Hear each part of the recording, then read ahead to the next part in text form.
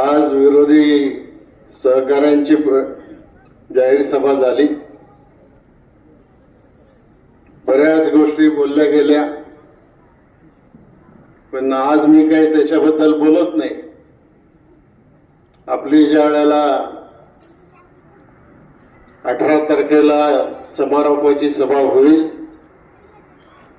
त्यावेळेला ते या सगळ्या प्रश्नाची उत्तरं मी त्या ठिकाणी दिल्याशिवाय राहणार नाही.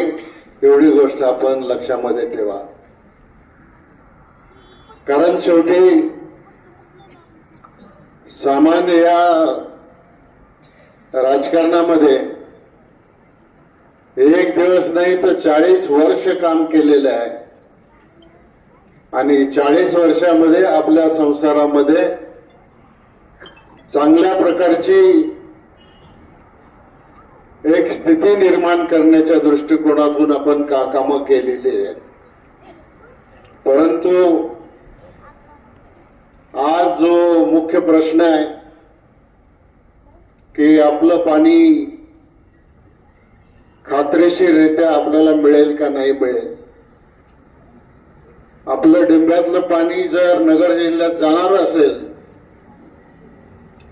तर आपलं जे नुकसान होईल ते नुकसान आपल्याला होऊ द्यायचं नाही. आणि त्याच्या संदर्भात आदरणीय पवार साहेब सुद्धा एक शब्द बोलले नाही त्या डिंबेच्या बोगद्याच्या संदर्भामध्ये. त्यामुळं तुम्ही सगळ्यांनी समजून घेतलं पाहिजे, राजकारणामध्ये अनेक गोष्टी बदलत असतात आणि त्या सगळ्या गोष्टी समजून घेऊन आपल्याला नक्की काय करायला पाहिजे, कसं पुढे जायला पाहिजे. आज या बोरवाडीमधली अनेक मुलं अनेक महिला डेअरीमध्ये काम करतात,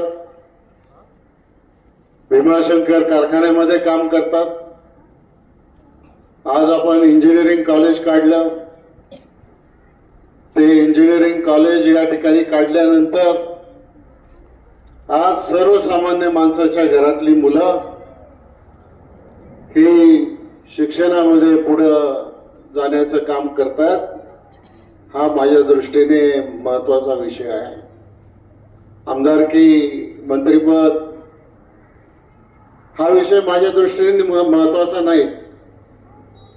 माझ्या दृष्टीने महत्वाचं हेच आहे की या तालुक्यामधल्या सर्वसामान्य माणसाला जे शब्द आपण दिले, जे शब्द आपण खरे केले आणि त्याच्यामधून पुढे जाण्याच्या संदर्भामध्ये आपण कामगिरी केली, ती गोष्ट अतिशय महत्वाची आहे.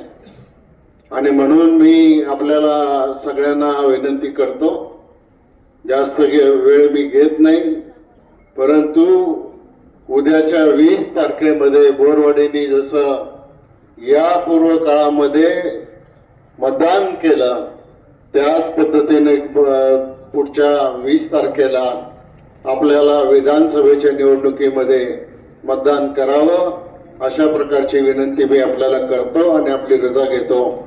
जय हिंद, जय महाराष्ट्र.